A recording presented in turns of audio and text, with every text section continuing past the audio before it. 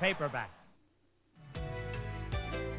The late Bart Giamatti wrote, "Never was a game better matched to its season, or better, never was a season from spring to early autumn better matched by a game."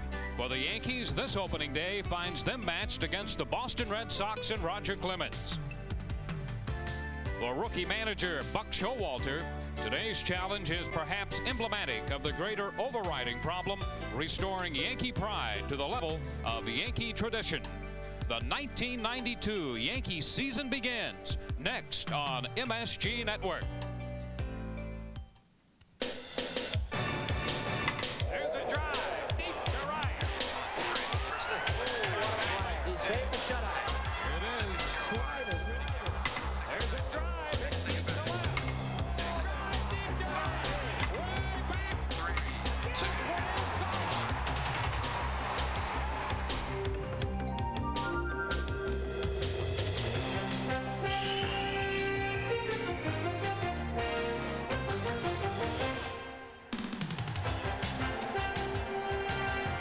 Yankee Stadium, the New York Yankees meet the Boston Red Sox.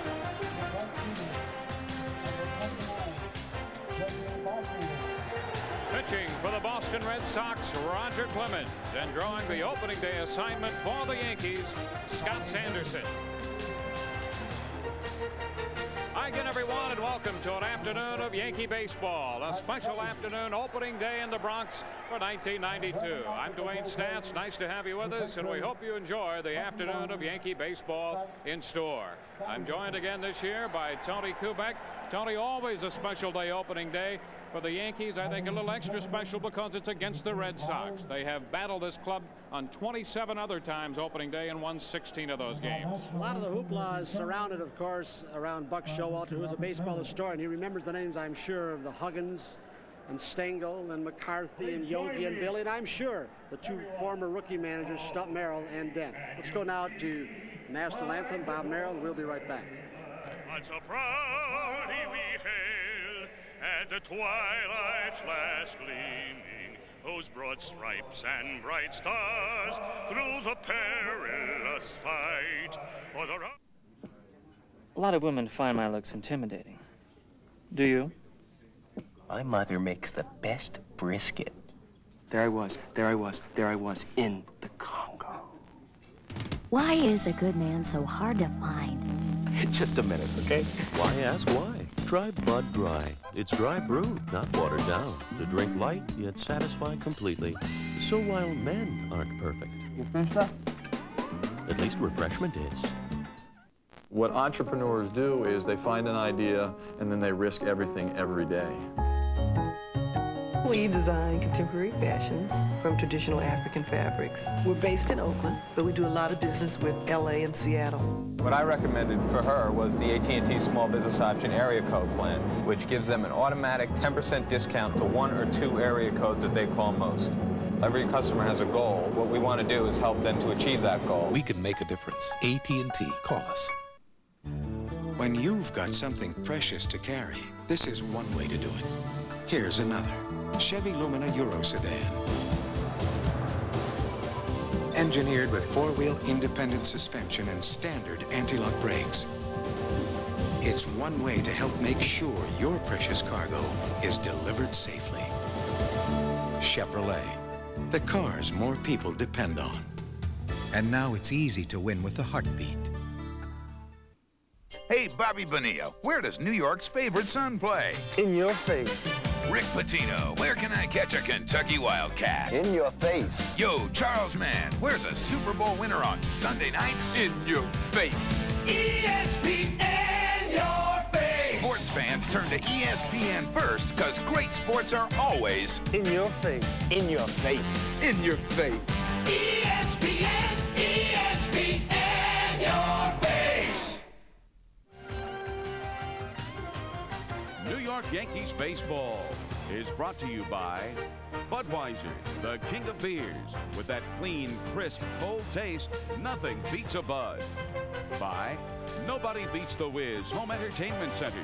For everything in home electronics, music, and movies, nobody beats the Wiz. And by your Tri-State Jeep and Eagle dealers. Advantage Jeep and Eagle. Welcome back to Yankee Stadium, where we will have a full house today as the Yankees and the Red Sox square off. Last time the Yankees opened at home just 2 years ago in 1990, after they had attempted to open the season on the road. Rain postponed a couple of games. The Yankees came home and defeated the Cleveland Indians 6-4. This afternoon it is the Boston Red Sox. They are rival for the Yankees through the years as the Yankees open their 90th season. And a new career for Buck Showalter, his first major league game as manager of the New York Yankees. And for Buck Showalter, time does begin on opening day. I don't think Buck has had one single moment to think about opening day. He will now, of course, at this meeting, because it has been an endless string of meetings throughout spring training. In fact, Dwayne, as we saw in that clubhouse today, up until a half an hour before game time, still trying to decide with Gene Michael about Gallego and Tartable play. Butch Hobson, on the other hand, has a pretty healthy ball club, and he's got the best pitcher in baseball going for him today. And Buck almost turned on the lights here this morning at Yankee Stadium. He was here about 7:20 thinking about this opening day contest against the Boston Red Sox, going over the paperwork that Buck Showalter has put together all spring, trying to figure out the best lineup to put on the club, consider all the contingencies. And as a result of the injury to Gallego, as we know by now, he's been placed on the disabled list retroactive to the 28th. So the first week or so, 5 days, it would appear, if everything goes well, 5 days will be the limit to what Gallego will miss. And it'll be very interesting to see just what the condition of Tartable's wrist is. He is the designated hitter today. The gathering, not just at home plate with Buck Showalter and Butch Hobson, two Southerners, and as Al Trotwood characterized them, but the gathering in the dugout was waiting for Joe D. And if that is not tradition living in Yankee Stadium, and the Clipper looks great. Oh yes, he long time to talk with him. He's living in Florida the last 7 years, getting back out to the Bay Area, his homestead, right after he leaves here, perhaps. Now, people ask what makes the Yankee franchise so special, and when you think about Babe Ruth, Lou Gehrig, Joe DiMaggio, and Mickey Mantle, even though they have not played on this field for a long time, their presence is felt every time you walk into this ballpark. That's why it's so special. Those names translate into winning, and it is the most fantastic sports structure anywhere. A lot of question marks for this Yankee team. They know it. Some of the regulars on this ball club have spoken about it all spring. There's Here he is, Tony. Joe DiMaggio to throw out the first pitch. The Yankee Clipper. He said he loves Florida now that his health is so much better as opposed to a couple of years ago. He's getting out and golfing 3-4 times a week down in southern Florida. This is what's special about Yankee baseball right here. He looks great. You know what he talked about a half an hour ago? Talking about hitting in Yankee Stadium. He said, boy, that slider really made my latter days tough. That's always apologizing for his career. Is he different? They strike out 150 times a year. He struck out about 300 times for his entire career. And Scott Sanderson, the opening day pitcher for the Yankees, 16 wins a year ago. A couple of complete games, 2 shutouts mixed in there. 2 of the 3 complete games the Yankees starting staff managed to put together last year belong to Scott Sanderson. 208 innings. The Yankees are hoping that he will again anchor this starting rotation the way he did last year and the way he pitched the year before that out in Oakland. The 7-11 starting lineups for the Boston Red Sox. They have Wade Boggs leading off. Jody Reed at second base hitting second. Mike Greenwell's at left. Ellis Burks in the cleanup spot. Phil Plantier in right. The designated hitter is Jack Clark. Mo Vaughn, one of Seton Hall's finest, at first base. Tony Pena behind the plate, and Luis Rivera is the shortstop. He'll be batting ninth for Boston. A lot of the focus has been on Roger Clemens, but look at the Scott Sanderson numbers off last year. He was 3 win, 1 loss with an ERA of under 1 against this Red Sox team. A Red Sox team that has not shown a whole lot of power for the last couple of years. They're hoping now that Plantier, Movon will drive in that man right there, put back in the leadoff spot, Wade Boggs. A lot of discussion over the offseason and into the spring about Boggs hitting third and Burks leading off, something that did not work out so well. And Boggs goes into the leadoff spot now, and Burks finds himself hitting cleanup. Here's the defensive setup behind Scott Sanderson for the Yankees this afternoon. Bernie Williams lost again, sitting the bench with Mal out in left field. Barfield had an outstanding spring, still one of the premier right fielders in the game. Velarde's been smoking with the bat. Will he finally get an extended chance to play short? Let's see how Hayes does down in third. There's Randy Velarde. Not only will he be playing shortstop today in the place of Mike Gallego, but he'll be leading off for most of the spring. We saw Bernie Williams lead off. Gallego also in there for a bit. Pat Kelly some, and Velarde one game during the spring led off, and as a result of the injury to Gallego, the bad heel, Velarde is not only at shortstop but leading off today in the season opener.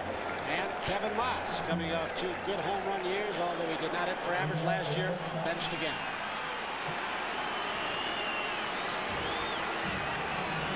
All set to get this one underway. Wade Boggs,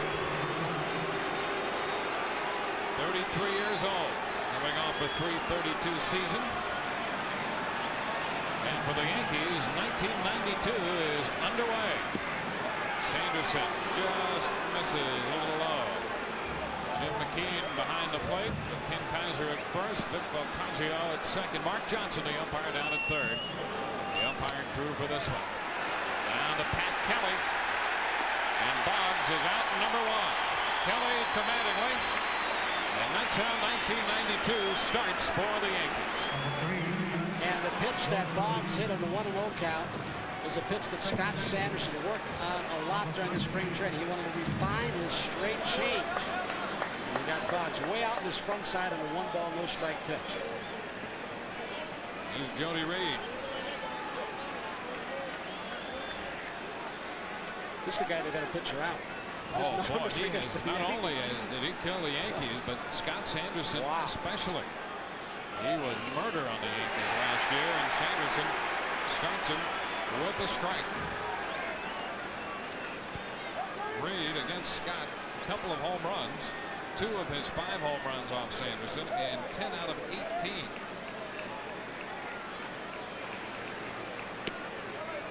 Too high.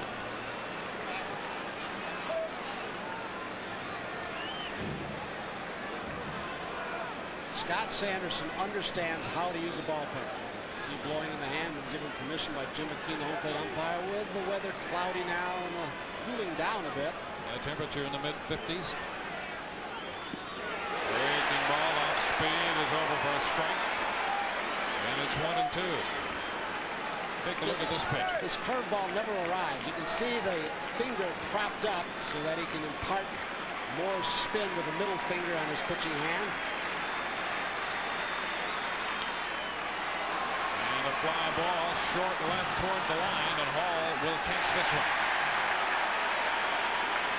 So a ground ball by Boggs and a fly ball to short left, handled by Mel Hall off the bat of Jody Reed. 2 gone. Sanderson, the 8th different opening day pitcher for the Yankees in the last 8 years. To go along with Buck Showalter, who is the 6th different manager to open the season for the Yankees in the last 6 years. There's Greenwell, Mike Greenwell. Strike 1.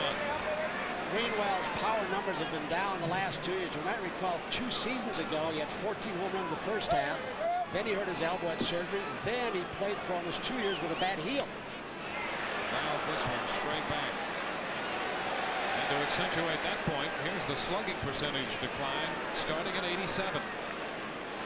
Greenwell says this year he is healthy. He's hitting the ball with more authority and pulling it. That's why he's in the 3 spot. And he said, I'm working to count deeper all spring and I'm staying back on the ball. A ball, 2 strikes. This is one thing as we look at the fourth place hitter, Ellis Burks. He can lead off for you, can hit third, can hit fourth. We've got quite a few guys on the last years of their contract, including Wade Boggs and Jeff Reardon and several others. I think the incentive for them to perform well is very big for the Red Sox this year. A little off the plate inside.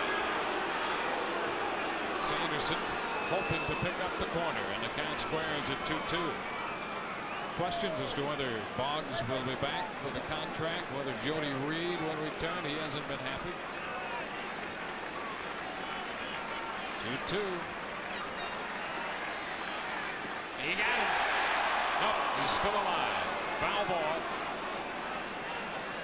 Noakes could not hang on for the foul tip strikeout. And Greenwell still alive up there with a 2-2 count.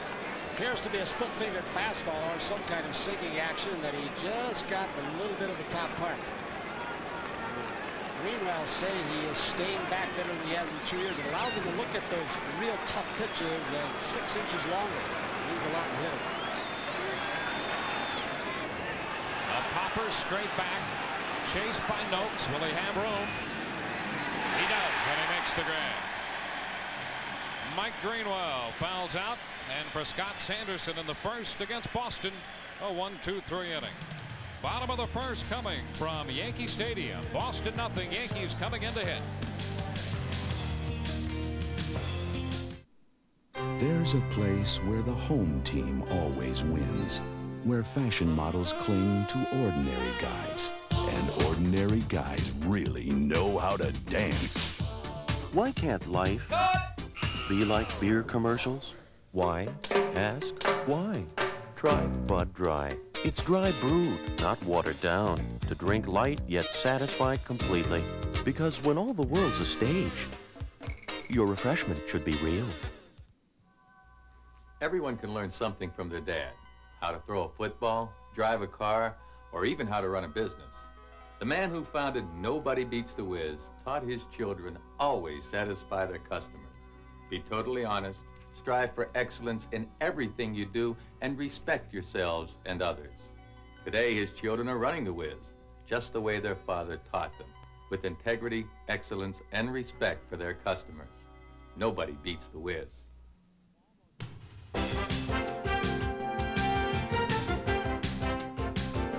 The Yankees head for the Motor City to battle Cecil Fielder and the Tigers after scorecards Saturday at 1 here on MSG Network. Yankees coming to hit in the bottom of the first inning against Roger Clemens. And what can be said about this fellow that has not already been said? 18-10 a year ago, another Cy Young Award. The heart and soul of this Boston pitching staff. Well, he's the kind of guy you just saw Scott Sanderson, who is a control pitcher, and his pitcher is sneaky fast. Roger can be a power pitcher. He can be a power pitcher with control. If he doesn't have his fastball, he can throw a forkball, slider, or curve. He comes along like once in a generation. And here's the 7-11 starting lineup for the Yankees, with Randy Velarde leading off in short. Don Mattingly in the number 2 spot, as he has been all spring. Roberto Kelly in center, batting third, followed by Mel Hall. Danny Tartable, the designated hitter. Matt Noakes doing the catching, hitting 6th, hitting ahead of Jesse Barfield, Charlie Hayes, and Pat Kelly, rounding out the Yankee lineup. Boston defensively. Burks supplies the speed in that outfield and center field and the throwing arm. Plantier, not a good runner, and you can run on his arm. Rivera, steady. Boggs, much improved. Vaughn will probably play first base until he proves he cannot hit left-handed pitchers, and if they ever lose Tony Pena, they could be in big trouble. Well, there's Velarde. Randy had a good spring at the plate and takes a strike. There's Del Alston behind home plate, and he's got that radar gun. I think first he popped pitch up was at 94. We're not going to overwork that speed gun behind home plate with Del Alston, but we thought you'd get an idea of Roger Clemens, who had a bad spring, and how it approached this game when it counts. A couple 94-mile-per-hour pitches to start the season. You know the season is underway when you step in there against Clemens. That one's going to be out of play. Foul ball, and the count to Velarde goes to a ball and 2 strikes. Bob Montgomery, a former catcher with the Red Sox Now broadcast, was talking about Rogers' last start against the Tigers. Said the first 3 innings, no contest, blew him away. Then he just got his work in. Count goes to 2 balls, 2 strikes. Velarde leading off, playing shortstop in the place of Mike Gallego. Randy hit .361 this spring. He played all over the place. Fouls this one back. That might have been 95. Looked at it like it had a little more punch-out type speed to it. Signal said 95, we believe, so he jacked her up a little bit. Try and punch Velarde out. Clemens 2-2 in 6 starts on the spring with that earned run average of over 5, but that means nothing when it comes to the regular season. Velarde fouls this one away, holding the count at 2-2. 5th straight opening day assignment for Roger Clemens. He opened last year in Toronto with a 6-2 victory.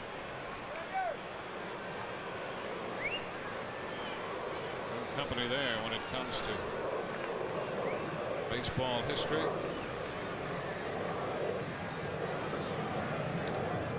little tap. That's going to be foul. That last graphic that popped up showing Cy Young and Dennis Eckersley, who's now he got his first save yesterday for Oakland, is interesting. Talking to some of the people who travel the Red Sox, Reardon has been an outstanding closer. He may set the all-time saves record before he's finished maybe this year. But if they don't re-sign him or if he breaks down, they could end up getting another free agent next year and get him back in Boston. That name is Dennis Eckersley.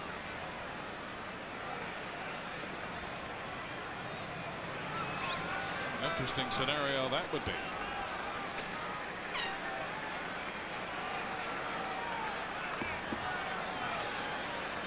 Velarde battling Clemens. And a full count. Pretty good at bat. Great at bat. I'm just going to say that. What a great at bat for Velarde. Stepping in there, and Clemens welcomed you with that 94-mile-per-hour fastball, and Randy's fouled off a couple pitches and worked it to 3-2 and draws the walk. So very good at bat.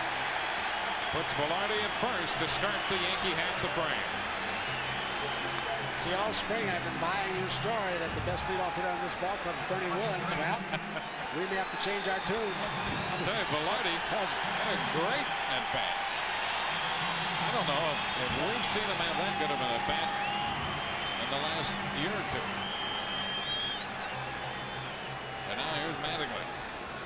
All spring long we have seen Buck Showalter start runners in all kinds of counts, and hit and run with Don Mattingly hitting the 2 slot. Don't know if he's going to try that on Pena's arm, not what it was a few years ago, or on Roger Clemens, who is pretty quick to first, and he can unload home quickly too. I think Buck Showalter's tried to instill in this ball club all spring. We don't have a lot of speed, but we're going to be aggressive. And Velarde with a little fake move over there, and Clemens stepped back. No count to Mattingly, and another toss to first.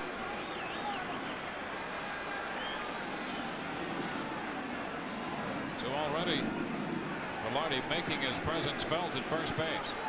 Boy, did he balk right there. There was absolutely no stop at all. And Clemens, being Clemens, the 3 Cy Young Award, absolutely got away with the umpires. I mean, there wasn't, you could say, well, Velarde might have been going too, but when he quick pitch, as Clemens didn't got away with it, he just stopped in his tracks. Pitch a ball to Mattingly, and a base hit to the right side. Velarde makes the toe, in for third, and the throw is offline. Velarde advances first to third. The throw from right up the line a little bit. First and third with nobody out. I gotta believe the new third base coach, Clete Boyer, was a little worried, but again, the advanced scouting reports talk about Plantier's arm, not a right fielder's arm. Of all the hitters in the game, Mattingly can shoot almost any type pitch through the ground on the right side, no matter how hard you throw. Very brazen base running this early by Velarde. And he got the errant throw. Well, if Buck Showalter wants the Yankees to be aggressive, they have been so far. Good job by Velarde cutting second base. He had a good angle. Sets up first and third with nobody out for Roberto Kelly. And you can see how Butch Hobson had, with Mattingly up, had Clemens throw over and over again. Probably the advanced scouting report of the former Red Sox third baseman Frank Malzone, who watched them run all spring. Here's Kelly. So the Yankees with a first inning threat and a tap right side. Reed goes to second out there. The run scores. So the Yankees get on the board first. Roberto Kelly driving in the run. Velarde scoring from third. Boy, you got to give Velarde a lot of credit for that run. He battled Clemens for the walk. It's another thing we saw in spring training. I'm not sure I agree with it. When you've got your third hitter out, you've got Roger Clemens on the ropes, which is very unusual in itself. That you've got your third place hitter Roberto Kelly trying to push the ball the opposite way, and playing for one run, so to speak, instead of really saying, let's take advantage of a possible big inning and really swing away. See how it turns out. Mel Hall, the cleanup man. Ball one. Mel hit .310 for the spring. 19 home runs last year.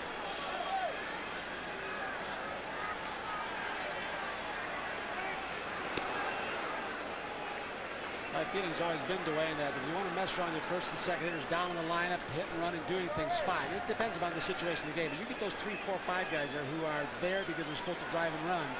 I'm not sure you want to play this kinds of situation. Kelly's gone, and the pitch skied to short left.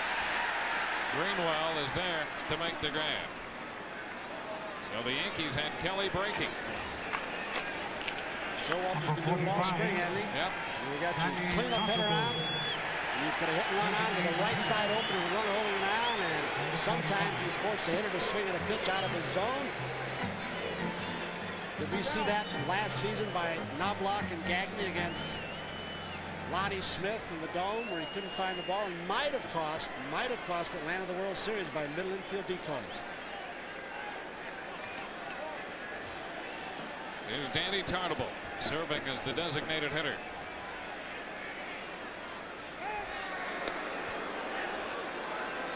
Kelly in at first. Yankees with a run in the first. The run batted in belonging to Roberto Kelly. And again over there. Tartable's numbers in Kansas City a year ago.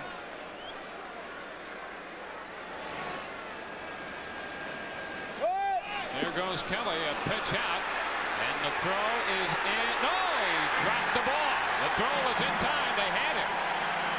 And Reed couldn't hang on to the throw. So the Yankees get a break. You're not going to convince me this is sound baseball. Tartable, yes, he does a bad wrist. Luckily, the ball pops out.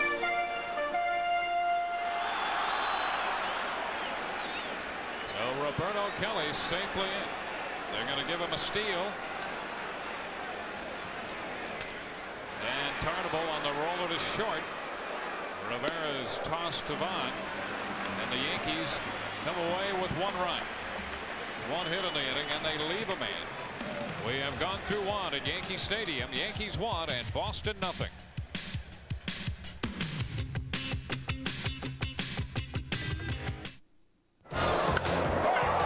This one well. Junior Felix all the way back, and it's gone. Hall has belted a 3-run home run. Hungry? Would you raid the fridge of a bachelor friend? Or go home to mom's, where you have more choices? Most of us go for choices. So would you use the Yellow Pages with fewer choices? Or the Yellow Pages with the most choices? The book 9 out of 10 people reach for. You can make your choice. I've made mine. The genuine New Jersey Belle Yellow Pages. 9 out of 10 use it. No other book can match it. A Bell Atlantic company.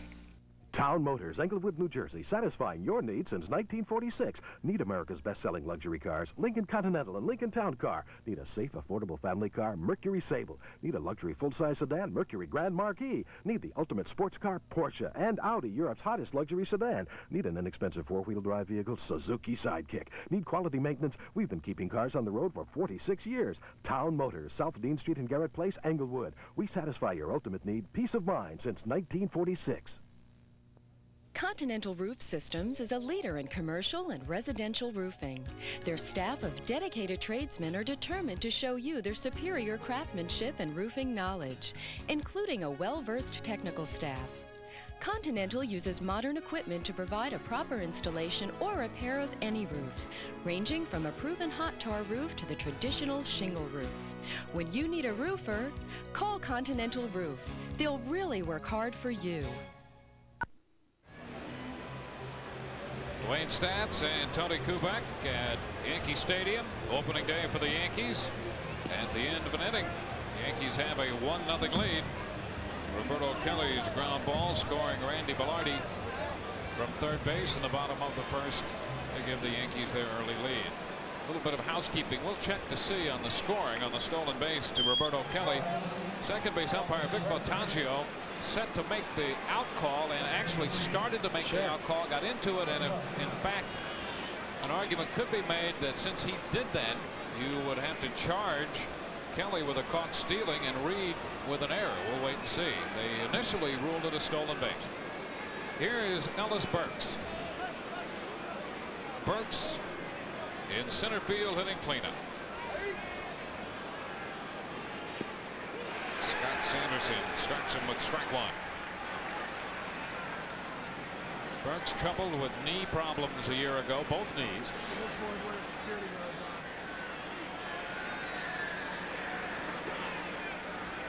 1-1.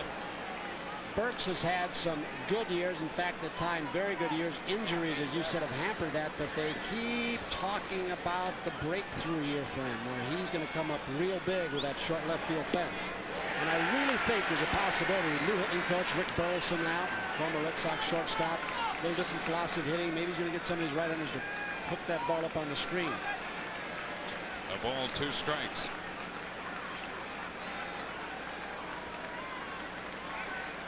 Scott Sanderson, 35 years old. Burks out front. The breaking ball lines it into the stands.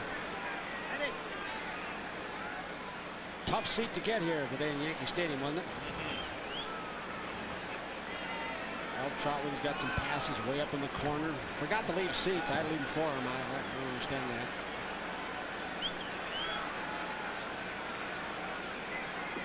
He got it with the breaking ball. That baby never arrives, does it? As a hitter, you think, here it is, here it is, here it is. It still isn't there. Terrific change of speeds by Scott Sanderson. Here it is. And he can vary the speed of that breaking ball. You got a lot of elements in that pitch, not just the location of it, but the deceptive delivery and the change of speeds. Will Plantier with 11 home runs and 331 last year and 53 games for Boston. You still see that one in the last season that almost knocked the seat out in the upper deck in right field. Wow. He has come out of the severe crouch that he used the first half last year in the minor leagues.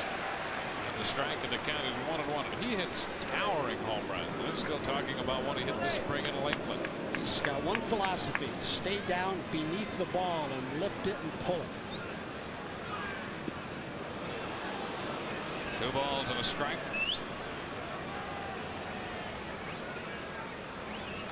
Sanderson got the Red Sox in order in the first inning. And Plantier, a long drive into deep right center, and that ball is gone. A 2-1 pitch. Plantier lifts one out of here, and the game is tied on one swing of the bat.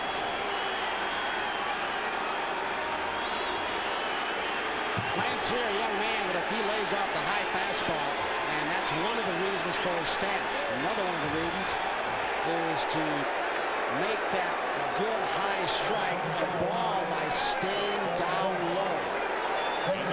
to and back in right center. Out of the bleachers. Here it comes. Noak set up out over the plate. It was out over the plate, but perhaps not as low as Scott Sanderson wanted it. And Clark chases one a little high here. Another game tied.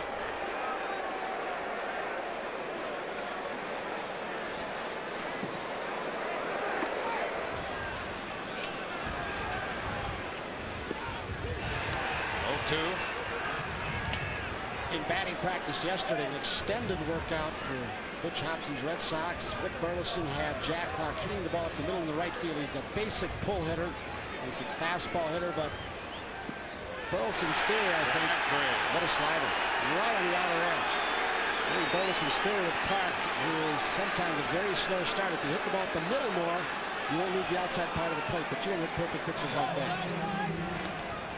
So Sanderson comes right back after giving up the home run to Plantier. And gets Clark on 3 pitches. Here's Mo Vaughn. And he throws a strike to him. Vaughn out of Seton Hall. There's a lot of credit to Nick Bonus over there for his defensive work. Fred Hopkins, who played in the Phillies system for a while, to help him with his hitting when he was in college. Sanderson ahead of Mo Vaughn. 2 strikes. Mo is about 30 to 40 pounds lighter. 1 ball, 2 strikes. Unlike Plantier, he doesn't have a home run swing. He's more long line drives, more straight away than Plantier is a pull hitter. Not that he won't hit home runs, but he doesn't usually get the loft that Plantier does. 2-2.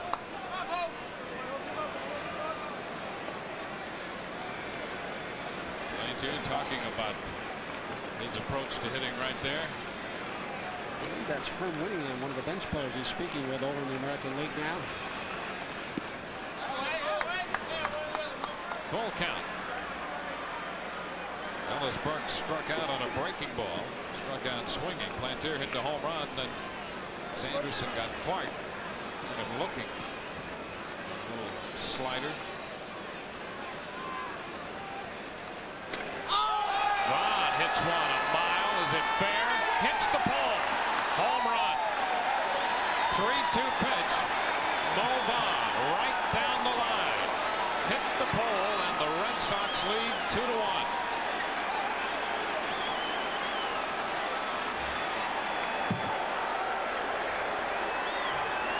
So the Yankee lead doesn't last long as the Red Sox play long ball in the top of the 2nd inning.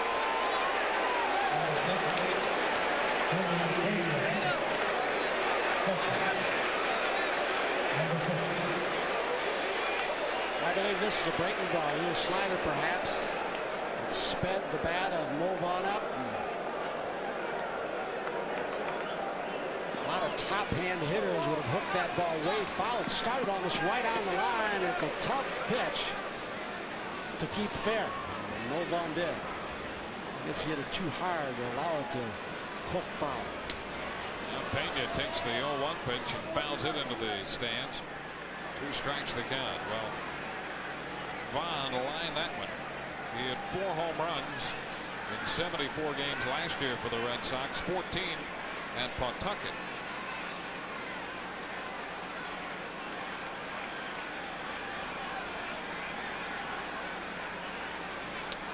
Down to 3rd. Hayes across to Mattingly.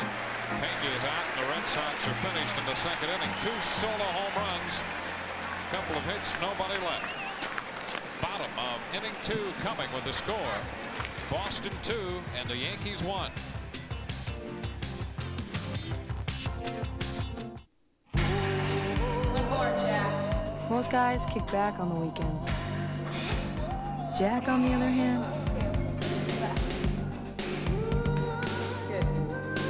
so how do you feel? Ready to rock and roll.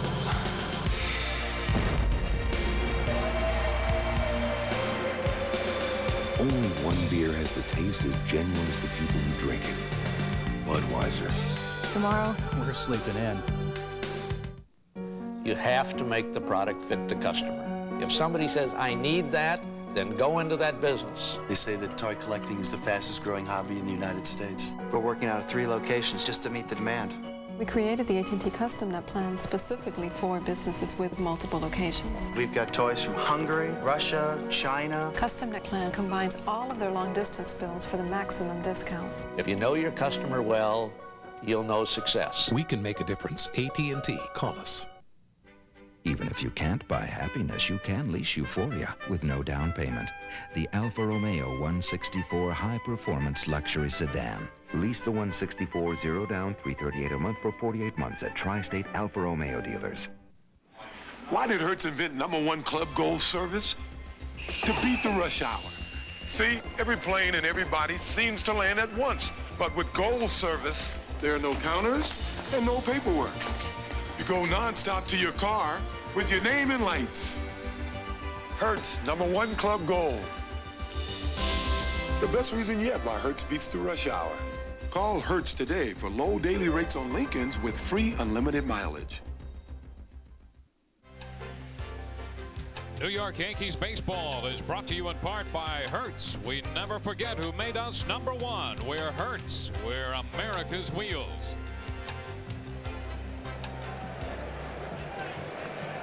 Yankees facing Roger Clemens opening day. And down by a run, 2-1. Bottom of the second inning coming. Matt Noakes, Jesse Barfield, and Charlie Hayes to hit against Roger Clemens. It's going to be interesting to see with those numbers that Matt Noakes had last season, led the club in home runs, how Buck Showalter works the lineup to try and put somebody behind Matthew to protect him, because they're going to want to pitch around him this year, especially the right-handers. Late in the ball game, and it'll be important that Buck can put somebody behind him to maintain his run production. Clemens missing upstairs on the first offering to Noakes. Ball 1. 24 home runs for Matthew last year. Off the plate inside. Well, there's been a running game. Remember last year? Oh yeah, when Noakes caught the ball and nearly was back. Fastball in the armpit. It was an unusual sight to say the least, but Matthew Noakes had some unkind words. Then he went up to Boston. Clemens figures he's got to pitch him inside. He's a low ball hitter. He lifts this one into center. And Burks handles that. One gone. Well, it's almost unfair. As hard as Clemens throws and with the kind of command he generally has, if he takes just anything at all off the ball, he's so geared for the hard stuff, and that's what happened to Noakes there. Geared for the hard stuff and just a little something off, and he was lift the lazy fly ball into center. Great to see Gator and that boat cruise, the welcome home dinner last night to receive the Yankees award. Jesse Barfield up there, fouling one back, strike 1.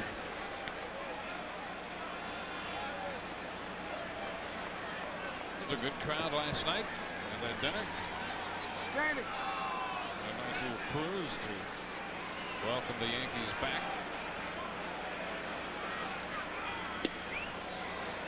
Something on that one upstairs. 1 ball, 1 strike. It's another thing that separates Roger Clemens. When he wants to pitch inside, he pitches inside off the plate with the kind of velocity you just saw. So when he goes back away like that, oh boy. 2 balls and a strike. Roger's wondering though, but asking Jim McKean, where was it? Count 2-1 instead of what is the more favorable pitcher's count of 1 and 2. And it turned it up a notch against Clemens. Jesse had a good spring amidst all the trade talk that had gone on during the winter and the spring. And it goes to 2-2. He will do different things with the fastball. There was a cut fastball sailed away from Barfield. There are times he will sink it.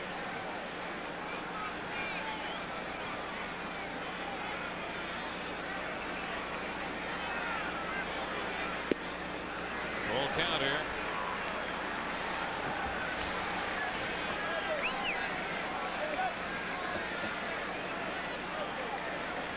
Charlie Hayes on deck.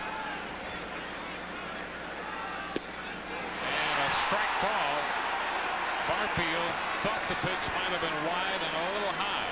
Well, that the 1-1 pitch to me was more of a strike than that last one. Number 28, Charlie. This is out of the strike zone, whereas the 1-1 pitch that made it 2 balls in the strike looked like it may have had the black on the outer edge of the plate. That's the first strikeout for Clemens. Hayes back to strike. Charlie Hayes, you know his history. He's been a streaky hitter. 12 home runs with the Phillies last year. Hit .230. And he likes to swing the bat. He'll expand the strike zone. And Frank Howard is trying to keep him focused, trying to keep that front shoulder in. He thinks a lot about, speaking of Hayes, I think, pulling the ball, hitting long home runs. Frank spent a lot of extra time with him, trying to keep him refocused. 1 ball, 2 strikes. There are times we saw in spring training Charlie Hayes will look away and try and hit the ball the opposite way. But generally speaking, he's a middle of the plate in type hitter. Which is not the smartest thing to be in Yankee Stadium unless you're right down the line in left field. And he's out on strikes. So Clemens comes back with a 1-2-3 inning in the second. We have gone through 2 this afternoon at Yankee Stadium. Boston 2 and the Yankees 1. Knobloch set up in short right field. Has no. Sends it deep to right. That ball is gone. So, how do you want your haircut? I used to have a ponytail, but I said cut it off because it make me look like a girl a little bit. Why do I hate being like a girl? That's a silly question. Boys hate to be girls, girls have to be boys. I hate looking like a girl. A lot of people ask me, Marvin, why'd you put your name on Marvin's Car Care Center? Well, I'm a quality guy, and this is a quality place. Pull up to Marvin's Car Care Center at Kennedy and 90th in North Bergen, and you start off with a quick, high-pressure vacuum. Then it's on to the wash. Marvin's computerized high-tech wash uses his own specially formulated soap and rinses with fresh water. Touchless blowers dry your car with no danger of dents or scratches. If your car needs the royal treatment, Marvinize it. Marvin uses 3 times the amount of hand-mixed wax, so your car has that special Marvin shine. It's waxed, deodorized, and shampooed to perfection. Put it through Marvin's Buff and Shine to make it glow. And then drive into Marvin's clean and fast 15-minute oil change and lube. Marvin uses brand new Mobil oil. And don't forget that Marvin's Car Care Center has every accessory your car could ever need. Come back here and get your car Marvinized. Marvin's Car Care Center. Open 7 days a week at Kennedy and 90th in North Bergen.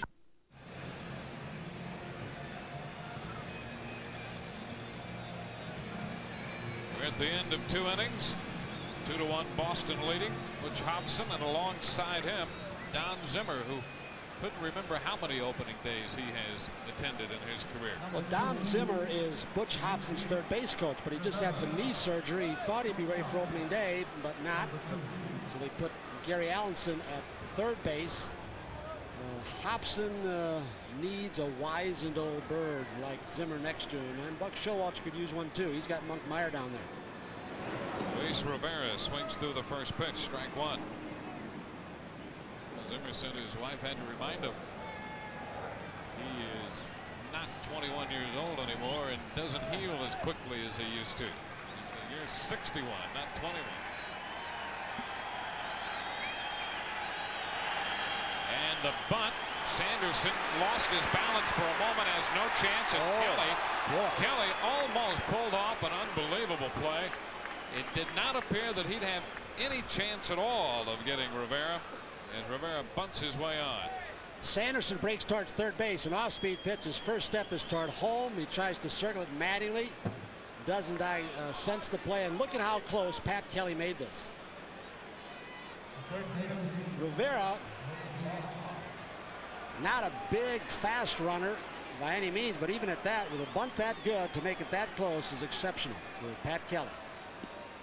Now Boggs hitting, and the first pitch to him is a strike. You know, Boggs coming off that .332 season, now 33. He would like a 4-year contract or beyond. The Red Sox had opened at 2. And there's some real question as to whether they will sign him. You get the feeling coming out of spring training that he's going to be somewhere else next year. Yep.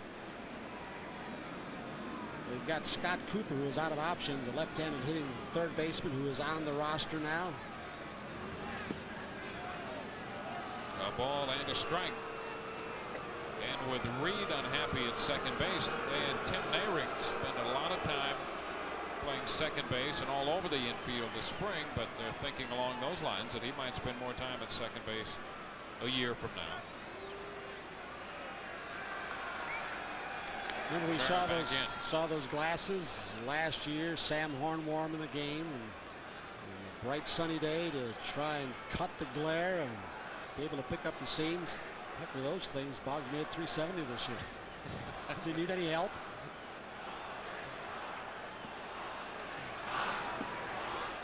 Sanderson working over that outside corner, and Boggs not happy with the plate umpire Jim McKean's perspective on that pitch. This is the kind of pitch where I would trust Wade Boggs more than I would the home plate umpire. Any home plate umpire.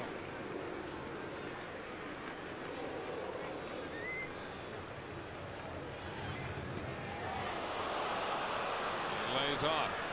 A double take. 2-2.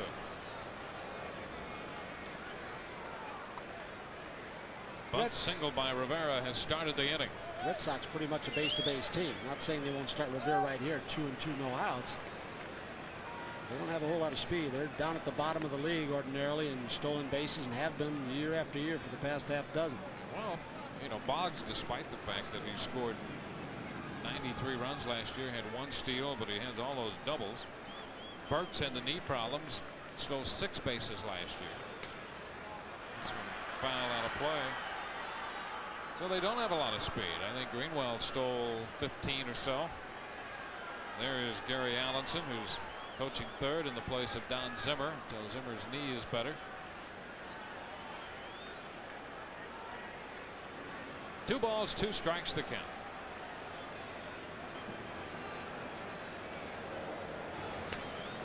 And a liner grab by Hayes, no chance to fire it across the diamond. That's one thing we've seen with Charlie Hayes most of the spring, and of course he did come in a lot heavier than he is right now. Pretty good quick first step. The second baseman, that great diving catch Shea Stadium the other day. And an example, Tony, of what an improved defense will do to help your pitching. Well, that it will be. Gallego gets back at short, and with Velarde. I mean, Espinosa did an outstanding job, but you're going to get a little more speed at shortstop with either Gallego or Velarde. The pitching staff's got to love to have Pat Kelly and Don Mattingly down on the right side of the diamond. I mean, what team can perform better defensively than those two in all of the major leagues? I don't think any. Well, a year ago, you'd think with that ball hit by Boggs, you'd have men at second and third at least here with nobody out, instead of a man at first with 1 out. Jody Reed takes a ball. Position, and we've said it before, 37 errors and 38 RBIs at the third base flank.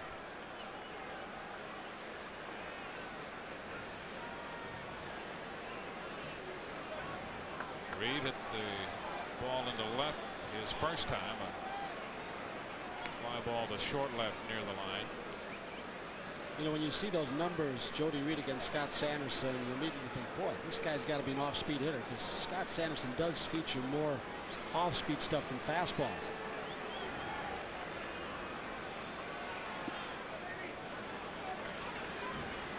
A 2 ball, no strike count.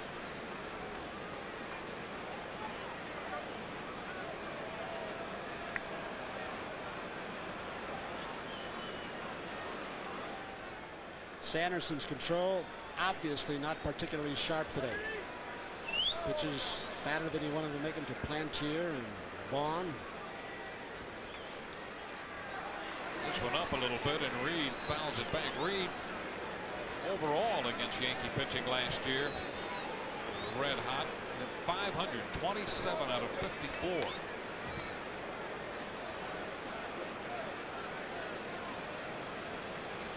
It's a lot of hits against one team.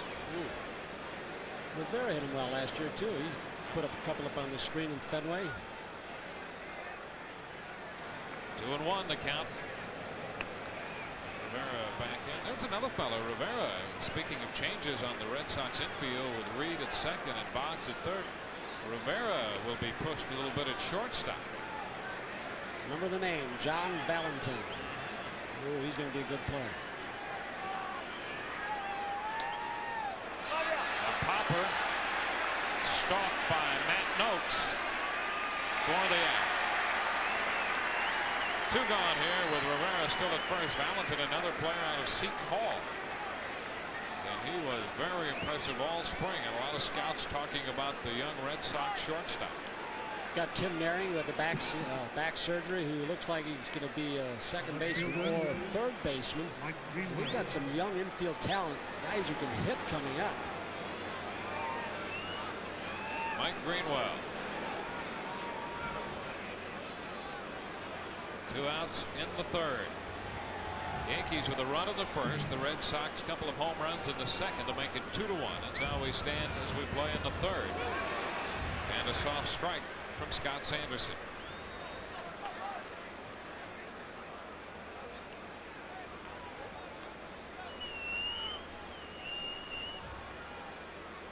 Clubs under new managers. Butch Hobson, 40 years old, a 2-year deal from the Red Sox. 35-year-old Buck Showalter working on a 1-year deal here with the Yankees. 1 ball, 1 strike. Coming out of spring training this winter, the overwhelming tendency is to pick Toronto, is to running away with it with the depth of their pitching staff. But after watching the workout, there was only 1 workout with Butch Hobson, the way he conducted it, I might have to say that Boston is my favorite team if they stay healthy. Their emphasis is on defense a lot more than it's ever been. 1 ball, 2 strikes. And Greenwell is not happy. He questioned the first call strike, and now he's going to say this one came out around the plate, and I think he's right on that too. Our camera angle from center field is not true. It's a little off angle, but even at that, the ball didn't end up in the strike zone and hit the glove. So curveball is probably farther outside. Another count on Greenwell. 1 ball, 2 strikes.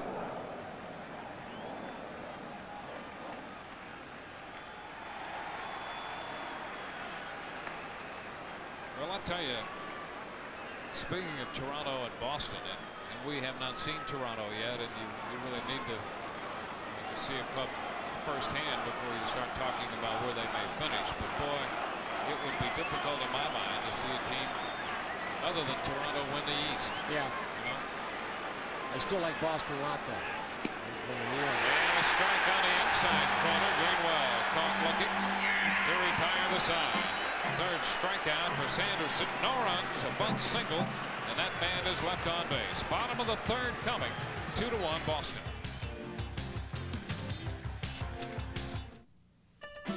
Through the years, Yankee fans have been treated to many great moments and great giveaways. In '92, those 2 traditions continue. On Saturday and Sunday, April 18th and 19th, all fans at the stadium will take home a full-color Yankees calendar, courtesy of the upcoming Universal Pictures movie, The Babe, starring John Goodman. We're proud to be in pinstripes, on the screen, and at the stadium. You have to make the product fit the customer. If somebody says, I need that, then go into that business. They say that toy collecting is the fastest growing hobby in the United States. We're working out of 3 locations just to meet the demand. We created the AT&T Custom Net plan specifically for businesses with multiple locations. We've got toys from Hungary, Russia, China. Custom Net plan combines all of their long-distance bills for the maximum discount. If you know your customer well, you'll know success. We can make a difference. AT&T. Call us. Happy trails to you until we meet again. Happy trails to you. Across town, across the country, wherever your trail leads, you know Citgo quality will always keep you well on your way. Till we meet again. Coming up tonight at 7:30 following New York Knicks game night, the New York Knicks are home to take on the Detroit Pistons right here on MSG Network, the best in the game. You wonder where Pat Riley's going to fit into the scheme of things as far as coach of the year. He's going to get a lot of votes, isn't he? Yeah. Just can't get over that hump against the Cavaliers. Couldn't beat him at all. Here's Pat Kelly, and he shortens on the bat, takes a strike from Roger Clemens. Pat Kelly, the number 9 hitter in Buck Showalter's lineup. And back around to the top side to Randy Velarde and then Don Mattingly.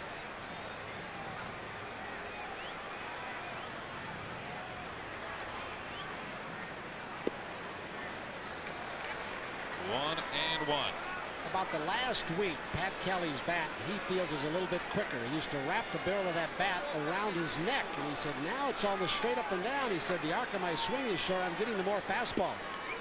He sure didn't Shea Stadium when he hit one of the bullpen to left field. A ball, 2 strikes. You know, Frank Howard continues to remind him he wants him to hit line drives. He's going to make it out, hit the ball hard on the ground or on a line. He's called out on strikes here. 3rd strikeout for Clemens. He got Barfield and Hayes looking to end the Yankees 2nd, and now Kelly looking to open the Yankee 3rd. Look at where Pena is set up, low and on the corner, and look where Rogers throws the ball. I mean, you're talking about 93, 94 mile per hour fastball now that he's getting in a groove, and they're right at the glove. Velarde taps it foul. Strike 1. Randy really worked Clemens for a walk to open the Yankee 1st and turn that into a run. Roger Clemens showed the signs of a great pitcher in that 1st inning when it was 1st and 3rd and nobody out and allowed just the 1. Velarde playing shortstop in the place of Mike Gallego. Strike 2. Gallego with the bad heel placed on the disabled list, retroactive to the 28th of March.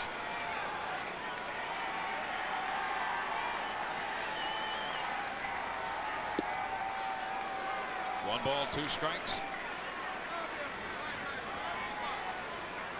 On the Wiz scoreboard at Veterans Stadium, the Cubs and the Phillies tied 3-3. In the 5th, Mark Grace has homered for the Cubs. Greg Maddux against Terry Mulholland. 2 balls, 2 strikes the count.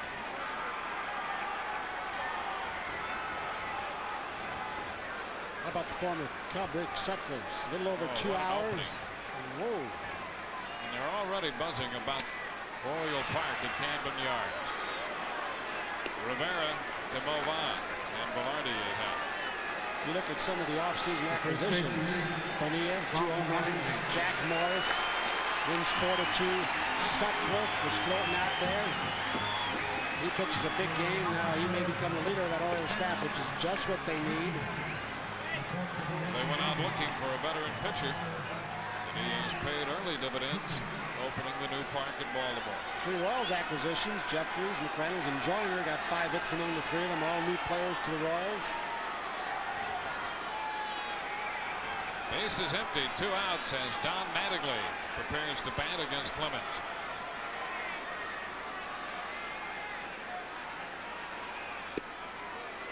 And it's a strike. Mattingly with a base hit.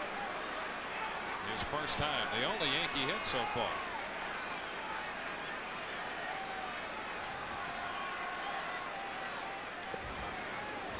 One ball, 1 strike. Clemens 18-10 a year ago. It was Cy Young Award. And a tap for Reed at 2nd. Devon, and the Yankees are easy in the 3rd, a strikeout and 2 ground balls. We're at the end of 3, opening day at Yankee Stadium. Al Trotwig will be along in just a moment. The score 2-1 Boston.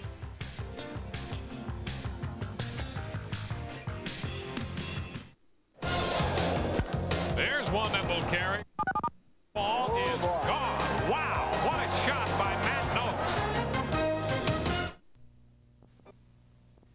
If someone told me there was a 90% chance of rain, I'd carry an umbrella. And if someone told me there was a 90% chance lightning would strike this spot, I'd move. Now, if someone told me 90% of the people use the genuine New Jersey Belle Yellow Pages, I'd put an ad in it. The genuine New Jersey Belle Yellow Pages. No other book can match it. A Bell Atlantic company. Parkway Toyota in Englewood Cliffs, your quality Toyota dealer for over 25 years, has the all-new 92 Camrys now. From the practical deluxe sedan, to the LE with standard air, cruise, and power windows, to the XLE with powered moonroof. Parkway has all the new 92 Toyotas, the Paseo Coupe, low-priced fun with Toyota reliability, the Previa van with added safety features, the rugged 4Runners to take you anywhere and back. We deal in satisfaction. Come to Parkway Toyota because we give you more. You'll love what we do for you at Parkway Toyota. Men, a routine sweep is located at our primary target, plotted course for Giant Stadium. Aye, aye, Captain. Sir, I'm getting something very strange on the scope. What is it? Suits by Burberry and Bill Robinson. We must have a systems malfunction. Prepare to surface. Aye, aye, Captain. Dave Fillmore, no wonder. The things I gotta do to sell a suit. Well, the weather is finally in step with the day. It rained shortly before this one got started, and now Tony Kubek, here we go with just 161 more to go. And already we are seeing Roger Clemens settling in, retiring 8 straight Yankees. Scott Sanderson giving up 2 home runs, solo shots to Phil Plantier and Mo Vaughn. As we start things off in the 4th inning, Ellis Burks, the center fielder who struck out his first time up. Burks ground ball to Velarde, in for the injured Gallego. Worst thing that happened to Randy Velarde is when the Yankee organization went out and got Mike Blowers. Remember, Velarde finished the season at about 350, and then Bucky Dent started the season, and he gave the job to Blowers, and Velarde was lost. The Yankee It was a great moment when he threw out the first pitch to Matt Noakes. It was good for a few baseball chills. Yeah, I would guess that was one of the first times when Buck Showalter had a chance to even realize where he was after all the meetings. And I know you were outside the clubhouse door with all the other media people wondering when are the meetings going to end so we can find out what the lineup is and who's playing and who's disabled. When Joe D walked out, I'm sure Buck Showalter said, "Whoops, I am here." This is the stadium. This is the Bronx Bombers. This is opening day. Well, the Red Sox have to be encouraged. They expect so much power from Phil Plantier. A New Hampshire kid who once hit 33 home runs at Pawtucket. He launched one off at Scott Sanderson to tie the game back in the 2nd. And Tony, in a game that can be so peaceful and easy moving, I don't think there's anything more riveting than sheer power, whether it's Roger Clemens fastball or a Phil Plantier home run. That's the one thing that draws your attention. Those are the things that stand out in a long afternoon. He jacks one up. I mean, this is high. Barfield is there. You know, when you mention a power pitcher or a power hitter like Plantier, both Clemens and Plantier have something very in common. Look at the size of their thighs. I mean, they generate so much lower body thrust, throwing the baseball or swinging at it, and that's where he generates so much power. Oh, yeah. Look at him. I mean, the whole body is recoiled. It's like a spring when he lets go. And in his black high tops, Phil Plantier is back in the dugout, the 2nd out in this 4th inning. Scott Sanderson now to Jack Clark, who struck out his first time up. And what Plantier's going to see, as all left-handers do, is whether it's Williams or Billy Goodman who led the league, or Pete Runnels or Yastrzemski, a lot of right-handed pitchers up in Fenway, which is a big advantage. It's not just the fence. The fence translates into right-handed pitchers. The left-handers have the ball in. I tell you, Phil Plantier better be careful. If he talks about hitting much longer, Don Mattingly's going to run across and get involved. Anytime people talk hitting, Mattingly wants to be there. No balls and 2 strikes to Jack Clark. He'll want to get off to a much better start than he did a spring ago. A soft ground ball. Charlie Hayes runs, scoops, and throws. Second nice chance for Charlie Hayes. He's been flawless. We'll head to the bottom of the 4th. Scott Sanderson on the wrong side of a 2-1 score.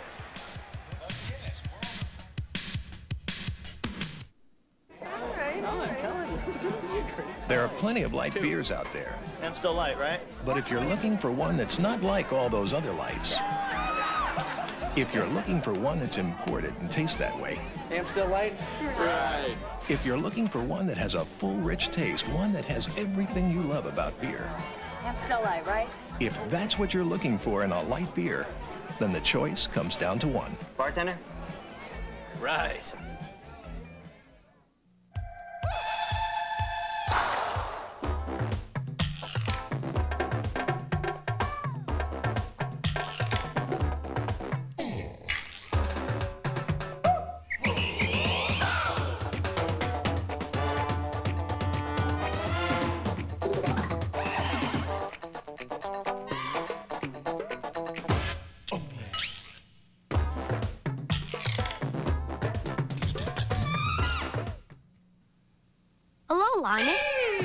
I see your blanket's out for washing. I feel so insecure. Security is why over 45 million people trust MetLife to ensure their lives and health and help plan their retirement. Does MetLife give out blankets?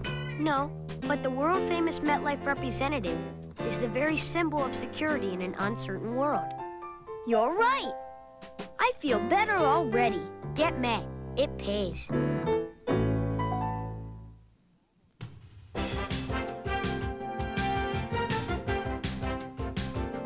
The Yankees head for the Motor City to battle Cecil Fielder and the Tigers after scorecards Saturday at 1 here on MSG Network. New York Yankees baseball on opening day, brought to you by your neighborhood 7-Eleven. Oh, thank heaven for 7-Eleven. Tony, I support our sponsors. I made the stop there on the way into the Bronx today. Big Gulp Coffee. As Roberto Kelly starts things off in the bottom of the fourth inning for the Yankees, trailing the Sox 2-1. I'd support him too if I got all the freebies you do. I paid for the coffee. It was $1.07. Ooh, right down Main Street. Well, I hope that Bobby Brown, the American League president, and the Deputy Commissioner Steve Greenberg have taken a message in scheduling some team like the Boston Red Sox on opening day in the Bronx. Roberto Kelly goes down, and Clemens has retired 9 straight Yankees. Somebody ought to take them a message about what happened to the Red Sox after they leave here. And it's crazy. They have an off day on a Friday in Cleveland. They play a Saturday game and then a Sunday doubleheader, which means Clemens will open up the season on his 6th day. So he'll miss a start early in the season because of an off day on Friday and a doubleheader. Well, what if they have bad weather off the lake? They end up having a doubleheader build up later on. That, something like that could wreck their pitching staff later on in the year. That's nothing compared to what the Astros are going to go through. With the convention in the Dome, they're gone for a month. Mel Hall fly to left field his first time up. He's batting cleanup today and playing left field. 4th strikeout for Clemens. I mean, why not have the Red Sox here every opening day? I mean, where else could they possibly play and have more meaning than in Yankee Stadium or the Yankees at Fenway? Because the Brewers and Cleveland would like to get a share of the pot here of an opening day, and the visitors get a share. Well, let them play their rivals. The Yankees will end the season with Boston as well. And I believe Rogers threw a little bit harder at times. It looked like he did to Roberto Kelly. I mean, he really focuses on 2 things. He focuses on the leadoff hitter of every inning. And then if somebody does get on, he tries to wipe out the next hitter immediately. He's putting the pitches right where he wants them. He's one of the most thoughtful pitchers in the big leagues. And, he's got the kind of mentality of a Jim Palmer or a Catfish Hunter, and yet much more overpowering than those 2.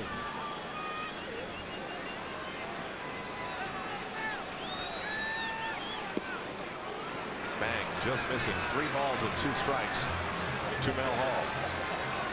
So here's a guy that you will not necessarily get a fastball. And Mel Hall can hit anybody's fastball. We know that. It's not necessarily the pitch that a Clemens will throw. Slider. You believe it? I mean, that's how good this guy is. How great he is.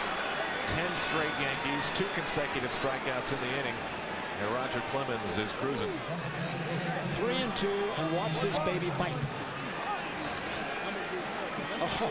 Bell missed it by 6 inches. Well, the guy's throwing 95. You got to say fastball, and It looks fastball till it's 6 inches out in front of the plate. You're gone.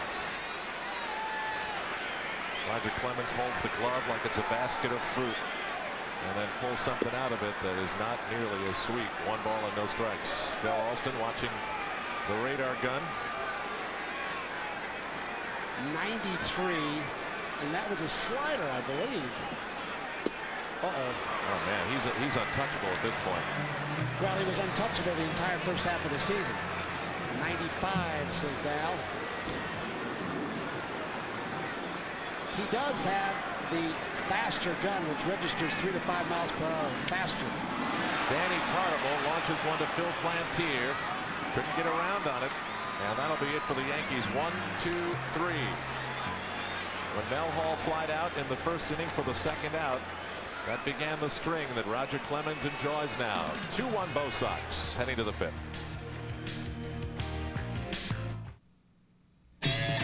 Indianapolis, Daytona, Pomona, Baja. Why do we go to such distant places to put Craftsman tools to the test? If you're gonna guarantee a tool forever, it's gotta take the torture even guys like you dish out. 1,600 Craftsman hand tools, made in America, guaranteed forever. You can count on me. Only at Sears. Imagine being born with the ability to meet any challenge expertly. That's the wonder of the new Maxim XI from Minolta. With the experience of professionals programmed right in, it responds to any change of speed, or light, or distance automatically for ultimate performance. The new Maxim XI, born experienced. Only from the mind of Minolta. Don't be fooled by misleading ads. Get the advertised product at the advertised price. Buy from someone you trust. Nobody beats the Wiz. Through the years, Yankee fans have been treated to many great moments and great giveaways. In '92, those two traditions continue. On Saturday and Sunday, April 18th and 19th, all fans at the stadium will take home a full-color Yankees calendar, courtesy of the upcoming Universal Pictures movie, The Babe, starring John Goodman. We're proud to be in pinstripes, on the screen, and at the stadium. Well, the Yankees will take on Boston on Thursday night. That'll be on PIX, as will Friday. Next time we see you on MSG will be Saturday afternoon, and we'll begin our coverage with the Yankees scorecard on MSG Saturday at 1 o'clock from Tiger Stadium. So far, this game has been a good reflection on Roger Clemens. Oh, I like that. Reflection. It's a beautiful thing, the words with the pictures. You're in mid-season form. It is mid-season for me. Where do you go from here? That sharp now, where will you be in July? I don't know. Mo Vaughn punched one out off the foul pole, or should we call it the fair pole, back in the second inning for the second home run in the inning against Sanderson. 2 solo home runs. And Mo Vaughn, in place of Carlos Quintana, out in the offseason car accident, looks at a strike, 1 ball and 2 strikes. You know, Tony, I look around, I see all these seats full, and I can't help but think that while this is only 1 of 162, for the Yankees in trying to sell themselves to New York and trying to show them that there's going to be something to be excited of, with this many people here, these many impressions to be formed, this is a very important day. Well, with the things that are happening on the other side of town with the Mets, this town is ready to be grabbed by a team like the Yankees. If they would just develop some continuity in the front office, the managerial ranks, and throughout. Well, that's why the Tom can be had by the Yankees, I'll tell you. That's why the Mel Hall home run of a season ago was so big. I mean, it was not only against the Red Sox and in the last inning, but it was in front of a packed stadium or close to it. It is 3 balls and 2 strikes to Mo Vaughn. You've seen 2 swings of the bats by Red Sox, 2 home runs by left-hand hitters, which is the reason that Buck Showalter has changed to Jeff Johnson, game number 2, to try and negate the left-handed power of this ball club. And Vaughn, the former Seton Hall Pirate, strolls down to first. That is the first walk issued by Scott Sanderson. And by pitching Jeff Johnson on Thursday after the off day tomorrow, then Melito Perez starts against a right-handed powered-in club, and that's the other thing Buck Showalter had in mind. with Fielder and Fryman and Trammell and Deere. The Toledo right-hander has more percentages in his favor, same as Johnson does against the Red Sox. Veteran Tony Pena with nobody out and Vaughn at first. Mattingly keeping an eye on him. The looping breaking ball is a strike 0-1.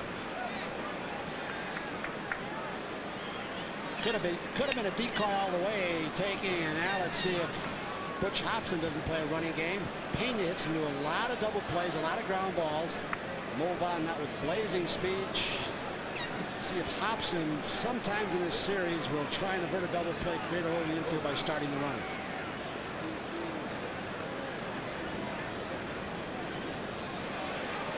Punched over on top of the backstop, and now Pena is looking at an 0-2 count. You see the J-R-Y on the sleeves of the Boston Red Sox for the late Gene R. Yawkey, the late general partner of the Boston Red Sox, who passed away and ended the decades of Yawkey ownership of the Boston Red Sox. Which may mean they're setting up this franchise to put up for sale from the catcher and manager of the big leagues. Haywood Sullivan has a little more control now, a little more say-so. High and tight. That's not going to be the same looking up at that suite that she had at Fenway Park and seeing Mrs. Yawkey, who, by the way, grew up on Long Island in Freeport and for 10 years was a top fashion model in New York. Whenever you see a family that's long associated with a team pass along and a tradition ends, it's always a big part of baseball that is gone. Fouled off. Count will remain 1 ball and 2 strikes. Not a good sign for Scott Sanderson to have given up a home run. Last season, when Sanderson did not surrender a home run, he was 12-0. When the opposition did connect for a home run, he was 4-10, and looking like he's preparing a hockey stick for a hockey game. And boy, wouldn't that be good news to think that there was a hockey game in the near future. I don't see too many players putting tape on the end of the stick. Fouled off. We're told there'll be a 4 o'clock press conference with National Hockey League President John Ziegler. And of course, there is no better place to find out the latest than MSG. John Davidson has his finger firmly on the pulse of what's happening in the players' strike. We walked in the stadium today. The ushers had a picket line outside the players' entrance.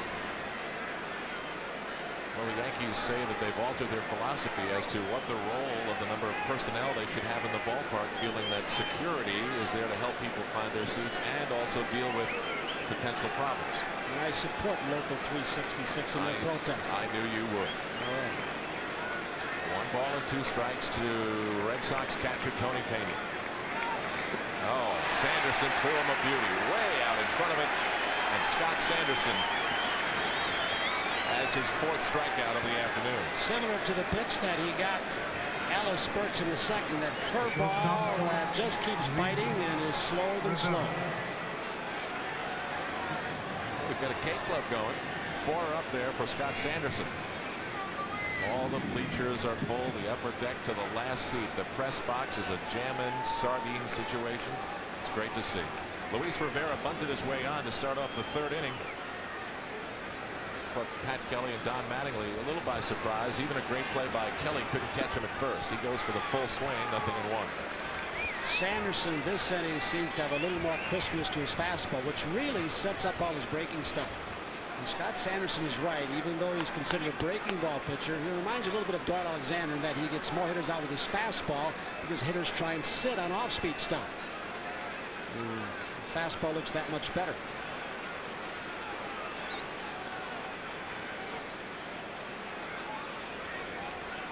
Sanderson in this first month will frequently be seen hands cupped, blowing into it to keep warm. And of course, he didn't seem to have much of a problem in the cold weather at the start of last season. Fouled off by Rivera. You can see high above behind home plate the packed standing room only press box. You know this is a big event when you see Mike Lupica here. He's had his 3rd baby. He hasn't been married that long. Oh, stop it now. He has been married long enough. Jeff Idelson, Yankee PR director, presiding over it all. No balls and 2 strikes. That's 2 beautiful at-bats for Scott Sanderson. 2 straight strikeouts, and now, like Clemens, he seems to be settling in. That's 5, and the K Club will have to put up 1 more. And now he's got some bite to the slider, too.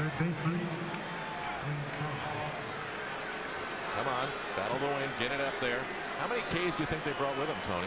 I mean, how optimistic do you think they were? Well, with Roger Clemens having... Well, this is not for Clemens. Well, I'm just saying, they had to bring at least 20. Maybe 27 if they were Clemens. really optimistic, they would have brought 27. I mean, that would show you something. Roger's already done 20. He's not going to get it today, so... 2 outs for the top of the Boston Red Sox order, and Wade Boggs. Now, pretty soon we're going to have to start wearing these sunglasses, otherwise we're going to look out of place. Wade's 0 for 2, grounded out, lined out. You know, you have to go back to 1977 when Wade Boggs played in Elmira to find a season in which he did not hit 300. Remember, this is a guy who's going to get his 2,000 hit this year. Remember, he isn't approaching 3,000 yet because he gets so many walks. I mean, about 6, 7 years in a row, he had over 100 walks. But he was an unprotected player. Some team could have grabbed him from the Red Sox for $25,000 at the time. What they now call the Rule 5 draft. They said he didn't have much power, was not a good third baseman, didn't run that well. He was signed by scout George Digby back in 1976 in the month of June. Do you think the Boston Red Sox owe Mr. Digby a big favor? 1 ball and 2 strikes to Wade Boggs on opening day. He's a career .289 hitter. It's about when he hits career at Yankee Stadium, not one of his favorite parks. Well, they've talked about Wade saying that if he leaves Fenway Park, where left-handers really flourish, with about an 80-point variable between his home and road record, then he'll become only a 305 lifetime hitter, something like that. Well, the fans are getting involved now, Tony. They want that 3-strike count on Boggs. That would be 3 consecutive strikeouts to close out the inning. That after a leadoff walk to Mo Vaughn. And they've got the K ready to go. What does Boggs strike out about 30, 40 times a year? That would be a big moment then.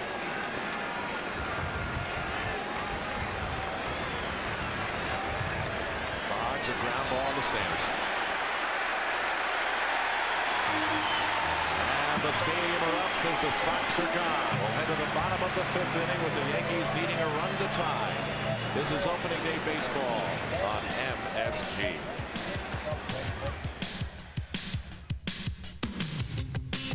Tell your boss you're quitting? No, I'm telling him on Monday. Got any plans yet? Few. No celebrity spokesman. I'm opening a restaurant. No beach volleyball games. How about another Heineken? No lengthy description of the brewing process. None of that is what made Heineken the #1 imported beer in America. Things are not that steady, paycheck. Oh, yeah. I got a few bucks put away. So you want to own a restaurant? No, what I really want to do is be a relief pitcher. Now, a coast-to-coast savings event, the biggest in our history. Announcing the National Jeep Sale at your Jeep and Eagle dealer. Save over $2,900 on the rugged Jeep Cherokee, or up to $900 on the freedom-loving Jeep Wrangler. Now, the vehicles that fit in anywhere fit even better into your budget. So hurry in today, because while our vehicles know no limits, our sales do. There's only one Jeep, and it's only at your tri-state Jeep and Eagle dealers. Everyone can learn something from their dad. How to throw a football, drive a car, or even how to run a business. The man who founded Nobody Beats the Wiz taught his children always satisfy their customer. Be totally honest, strive for excellence in everything you do, and respect yourselves and others.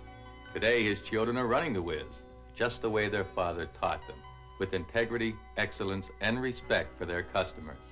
Nobody beats the Wiz.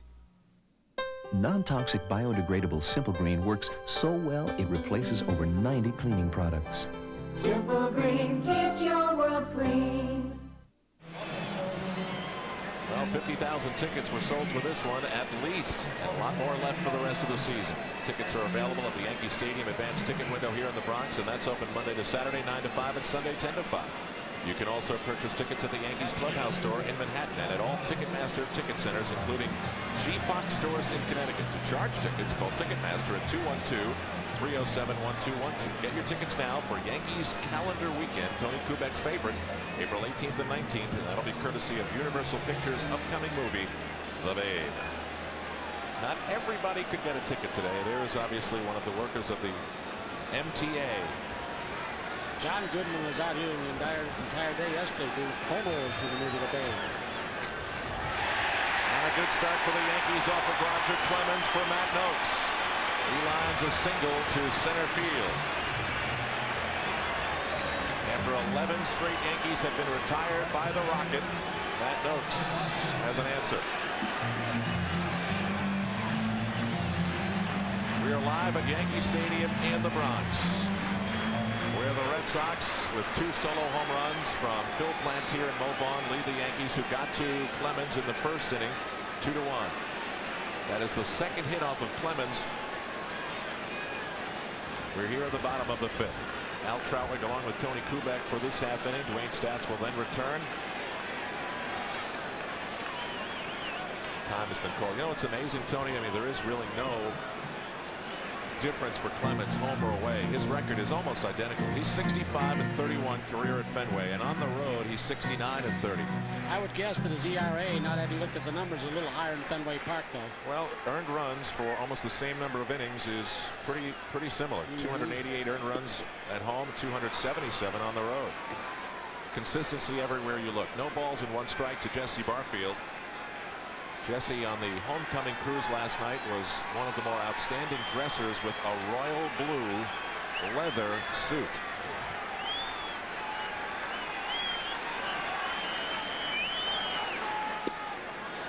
One and one. Jesse had a fabulous spring, finishing with .365 as a batting average, 4 home runs, 16 RBIs.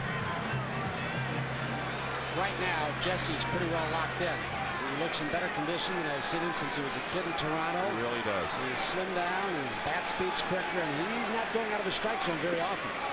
So he's seeing the ball well. He's very focused. So focused that the numbers I just talked about were put up when he was traded every day. Buck Showalter's got him in right field today. Not an easy day for Buck. I mean, you wouldn't want to think that you start your first season as a manager for the Yankees losing a big part of the offseason investment as the Yankees have in Mike Gallego for at least the first 5 days of the season. Outside the Barfield, 3 balls and a strike. And the signal goes out from the rookie skipper to Clete Boyer to Jesse Barfield. You know, we heard all the rumors all winter about Barfield being traded all spring to the White Sox. And to show you with the salary structure what it is now, how things have changed in baseball. And Jesse Barfield just could be a big difference as to whether the White Sox win or lose it. With Bo Jackson out after hip replacement, Pudge Fisk, another right-handed bat starting this season with DL. Yes, they did get George Bell. His defensive prowess and the way he hit in Chicago, being from that area, you think, well, we've gone to get Jesse, but they're not offering the Yankees enough. Barfield grounds it to Rivera. Reed to Vaughn. And just like that, 2 outs go up on the board. Here in the bottom of the 5th inning, base is clear for third baseman Charlie Hayes. How many pitchers do you know that if they need a strikeout, I'm not saying they can get it at will, but Roger Clemens comes close. If they need 2 quick outs, he can sink the ball and get you to turn a double play. I mean, I guess what you're searching for is what can he do? That's right. I don't know what it is. Not when he's out in the pitcher's mound. He holds runners well.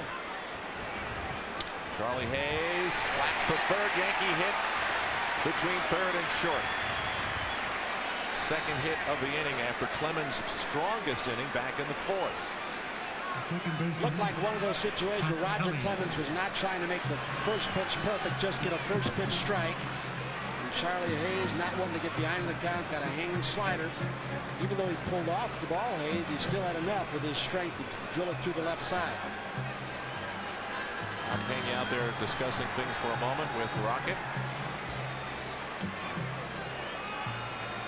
Getting set to come in is Pat Kelly, who last time up was another Clemens strikeout victim, as we peer through the shadows at Butch Hobson, the rookie manager of the Red Sox. When Kelly walked out of the batter's box after he was struck out by Clemens, he really had a look of bewilderment on his face. How about Hobson? He looked a little upset, and I think he was, because he wanted to get Hayes and then have Kelly lead off the next inning. Have the ninth place hitter lead off the inning. He was thinking ahead. You betcha. And he thought that Clemens made a bad pitch, hung the slider to Hayes. Well, what happens as a result of Hayes' hit is exactly what Tony's talking about. In the bottom of the sixth, it'll be the top of the Yankee order against Clemens and the Red Sox. It's opening day, and Boston leads it 2-1.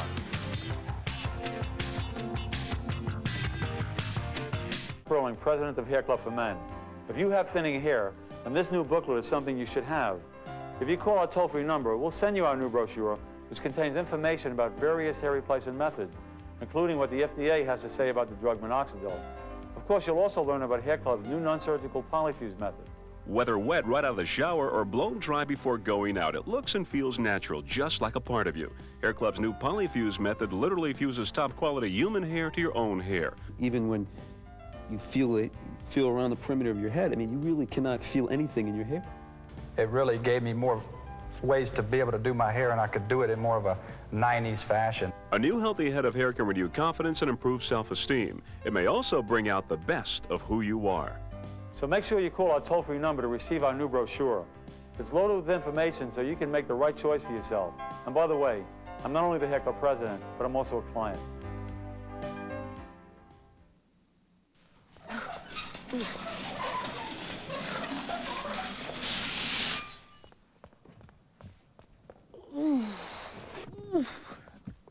Looking for a home center that's more your size?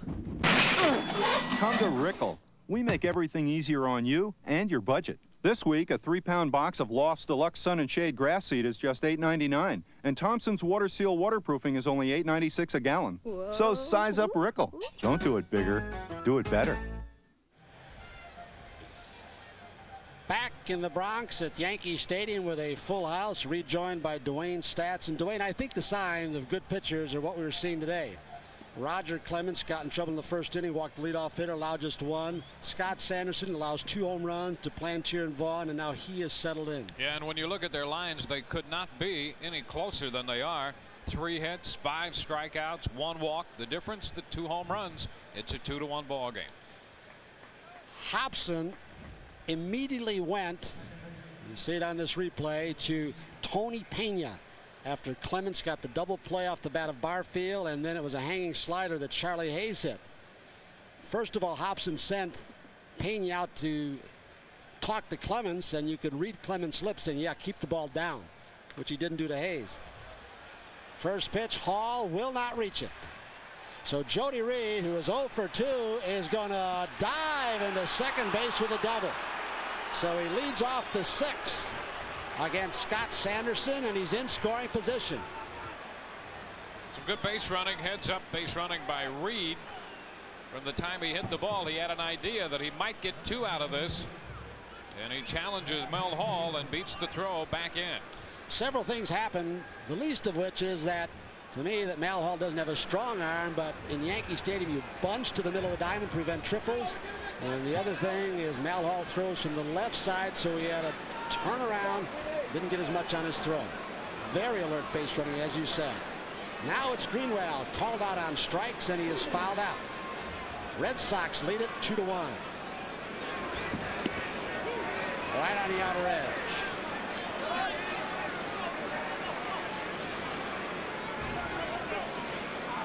The pace of Scott Sanderson's pitching will slow down now with Matt Noakes flashing varying series of signs. Which sign they're going to use with a man on second base.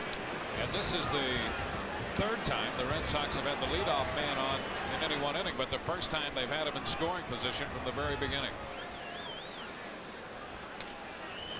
Greenwell doesn't do his job. He got an off-speed pitch, a great pitch by Sanderson, and he pops it up in the middle of the diamond. He couldn't get the ball to the right side. Big pitch by Sanderson. 1 down. It was so off speed. You can see Greenwell was pretty well spent. You know, it's interesting how you see a veteran like Sanderson. A hitter is so intent and try and get out in front of the ball to pull the ball, left-hander in this case. And Scott Sanderson used that to his advantage. Yes, he did. He says, okay, you're going to get out in front of the fastball on me. I'm going to pull the string and get you too far out in front. And he destroyed Greenwell's timing.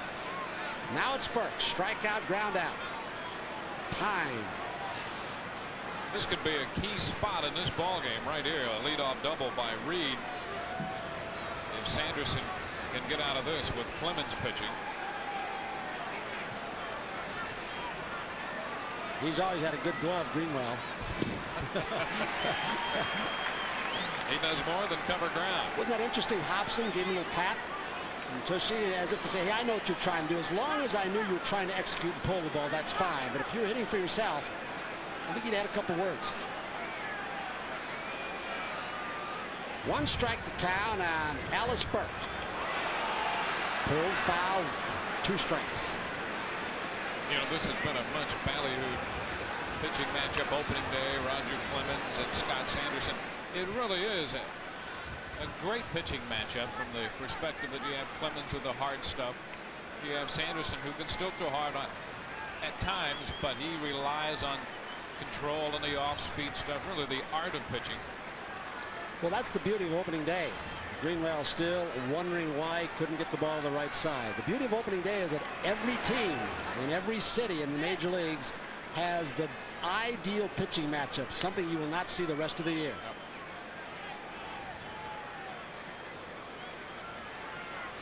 Yep. 1-2 with 1 down, and the Red Sox leading at 2-1. We're in the 6th. That's Jody Reed perched at second base. Almost all of spring training, the Yankee catchers were using the 3rd sign. They had so many pitchers in camp they were looking at, and they simplified it. Now it gets more complex to conceal the sign from the second base runner. Fouled out of play. Alice Burks, when it went to 2 strikes, cuts down his swing, trying to protect and just put it in play somewhere. So you look at this Red Sox lineup and you see Jack Clark hitting in the 6th spot and Mo Vaughn hitting 7th. A lot of power throughout. And yet last year, of course, they didn't have Vaughn and Plantier the entire year. They were not a big run producing team.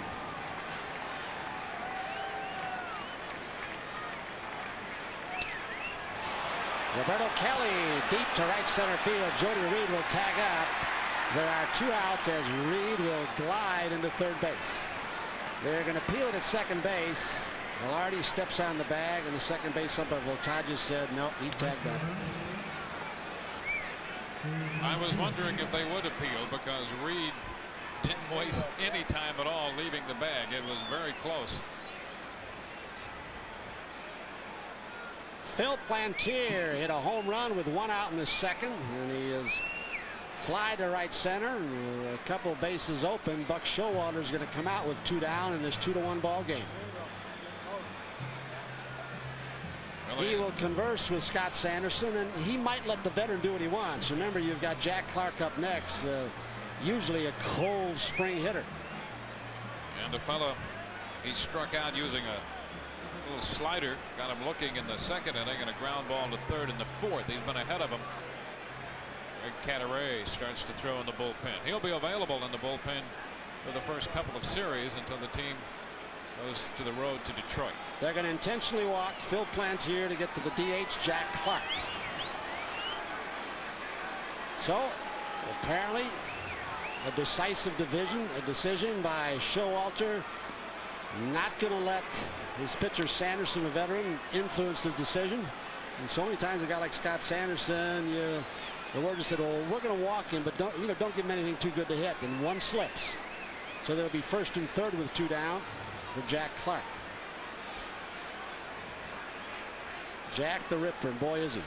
You listen to Jack Clark take batting practice, you can hear his bat whistling through the hitting area. And like most veterans, he said he was happy to see spring training end. The last week or 2, he got tired of spring training. Was ready to go to work. A lot of the Red Sox did their best work with the bats in their hands the last 5 or 6 days. That was Reed at third and Plantier at first.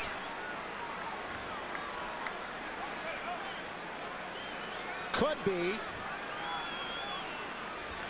a big situation for Scott Sanderson where he either keeps the Yankees in the ball game or the game starts getting away.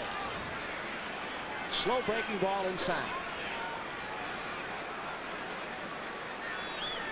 Did you see the pitching line in Jack Morris yesterday? Complete game, went into the ninth with a shutout, through almost 150 pitches. Yep. With all the work he got last fall. And that's something you will not see a whole lot of with the Yankees. You know, Scott Sanderson, they started rationing his pitches last season. Around 100 pitches the second half, he was usually gone. Same with the kid pitchers.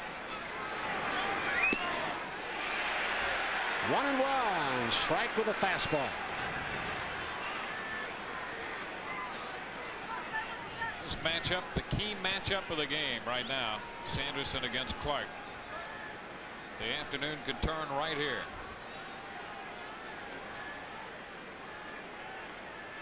See if Buck Showalter's strategy on the defensive end, walking Plantier, works.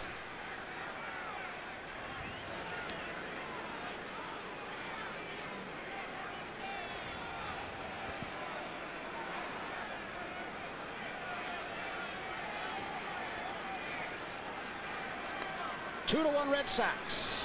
Phil Plantier and Mo Vaughn. The two kids homered in the second. Yankees got their one in the first. Velarde led the game off Clemens with a walk. He was later driven home in a ground ball out, a fielder's choice by Kelly. That's Roberto Kelly.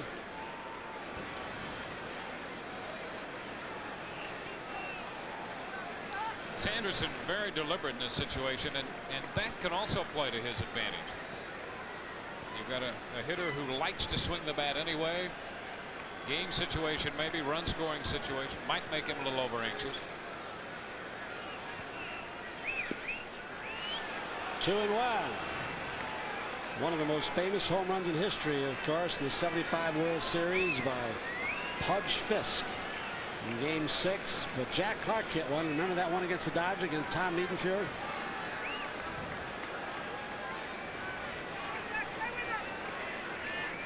That's when Clark was a Cardinal.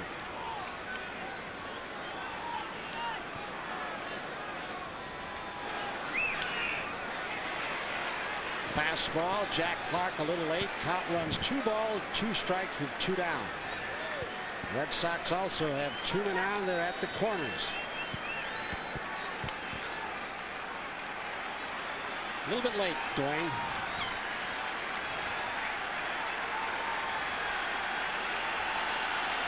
Well, you can get in between on a pitcher like Sanderson pretty easily.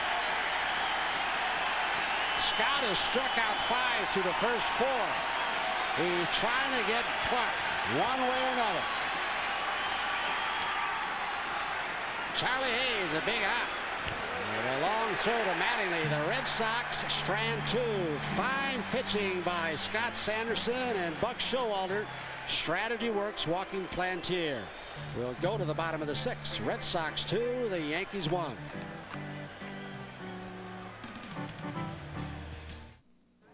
I had a lovely meal, and that's the way it was. Over to you, Hal. Thanks, Carol. This weather will carry us through to the weekend. Joan? Thanks, Hal. Great time. Jim. Joan, the pate was fabulous. Carol? Jim, we must do this again, Hal. Carol? Sounds great. This just in, $455 plus tip. Joan? Hal, Jim. Joan, Carol. Jim, Hal. Carol! If it's out there, it's in here. The 9X Yellow Pages. Why would anyone need another? You're at it again. There were rules. He broke them. Was that big ape out on a rampage last night? There were records. He smashed them. Albino has just hit the first infield home run in the history of professional baseball. Pass them out to all the fellas, will you, Mac? There was only one. Are you Santa Claus? John Goodman. I'm Babe Ruth. The Babe, rated PG. Special sneak previews Saturday night. Join the Mick in '56, his greatest season ever. Mickey Mantle's My Favorite Summer, 1956. The inside story at last in paperback.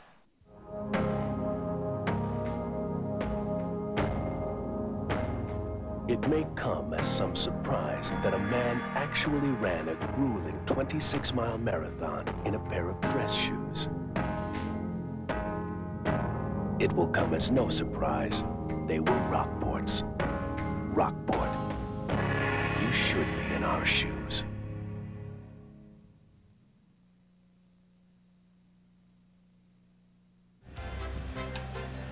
New York Yankees baseball is brought to you in part by Rockport. You should be in our shoes. Back on opening day at Yankee Stadium, Buck Showalter continues to teach even a veteran like Matthew Noakes.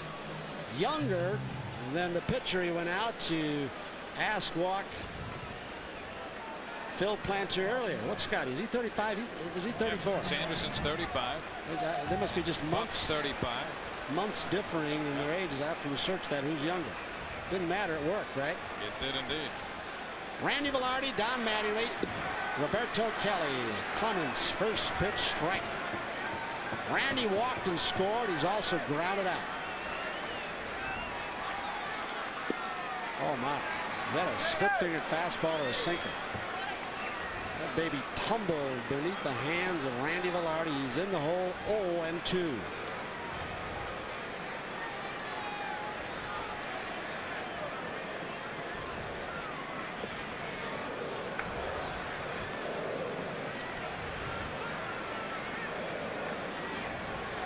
Cubs have taken a lead over the Phillies, 4-3 in the 8th. Velarde on again, so he battled Roger Clemens for a walk in the first, and now behind in the count 1-2, he singles to lead off the 6th. In steps Mattingly.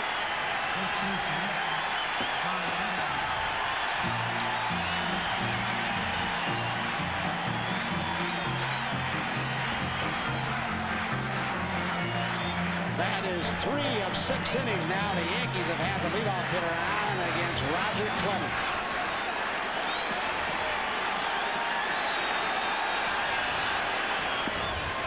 Too low.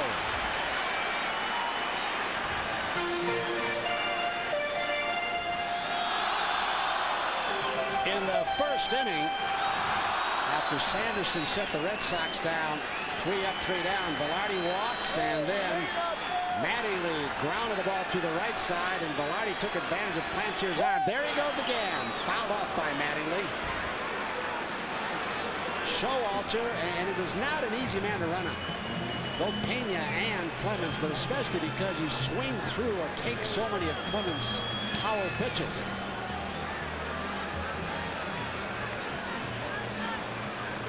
Well, we continue to see him be aggressive. Yeah, the one thing you've got to do if you're going to hit one with Mattingly, he looks down now at Cleve Boyer, is you've got to make Mattingly, with that great hand-eye coordination, think of the hit and run as an offensive play, not a defensive play, where you get his back swinging defensively and just try to peck at pitches, even bad pitches, out of the strike zone. You got to have an offensive mentality in this. That's why I don't care to hit and run with Don Mattingly very often. Sure, the power didn't show the last couple of years, but he's still got that wand where he can shoot the ball through the right side.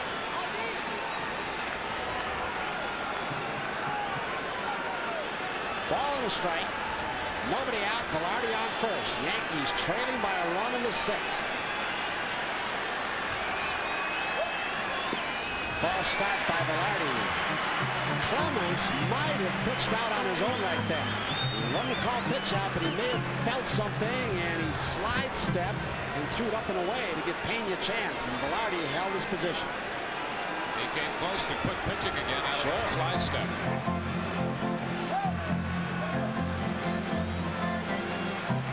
The Red Sox, a little pressure on Sanderson and the Yankees in the top of this inning, and Sanderson got out of it, and now the Yankees trying to apply the same to Clemens in the bottom of the 6th. To show you how Pena thinks and helps his pitchers along, not that Roger Clemens needs help.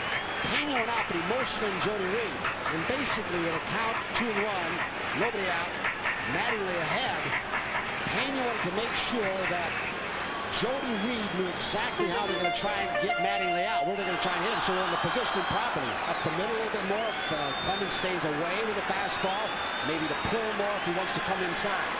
Let's see which way Clemens goes. Looks like he's staying away. Could be trouble. The ball gets by. Velarde will head for third. First and third, and Velarde darn near got picked off. Boggs had a battle of spinning baseball down the line, and then the ball nearly hit the bag. He would really have had to hurry to make it. Here it is. You can see that little reverse spin on the ball. Just beneath his glove, fair. Now watch Velarde as he rounds third. He thinks he's tied up. Clete Boy wanted to grab him right here. What a split-fingered fastball that Clemens just hit. An ordinary human being could not have even gotten bat on that. That ball was down near the dirt, a foot out of the strike zone, and Mattingly cued it down the line, and Clemens is in big trouble. Roberto Kelly now. Fielder's choice, RBI, and a strikeout. He's also stolen a base. Nobody out for the Yankees. Ball one.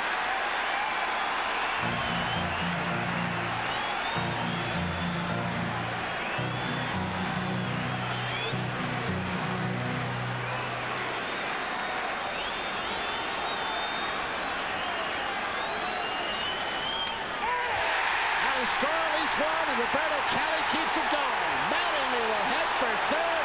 Boyer's going to wave him home. Kelly has an RBI double. Yankees take the lead 3-2.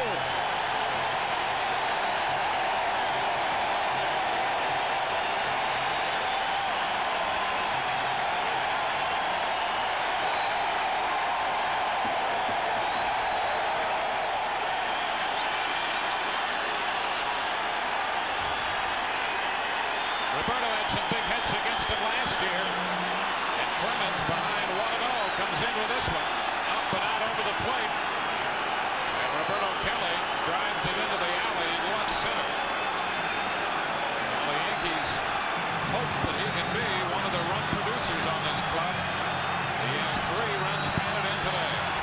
Rich Gale, the pitching coach, comes out to talk to Clemens, give him a little breather, settle him back down in front of his packed house. And while this is going on, Butch Hobson got his bullpen going.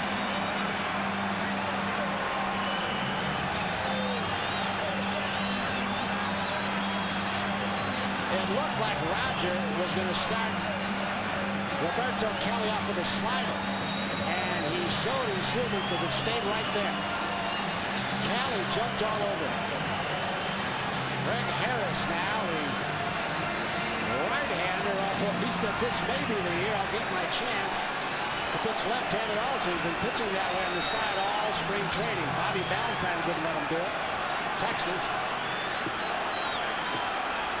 Now Hall now. Nobody out, a man on second. The Yankees with a 1-1 lead.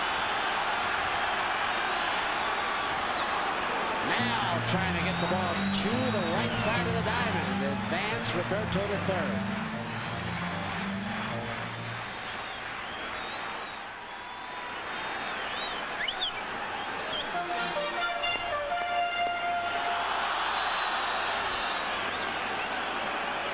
Hall was struck out in the 4th on a 3-2 brilliant slider by Clemens. 1-1 now.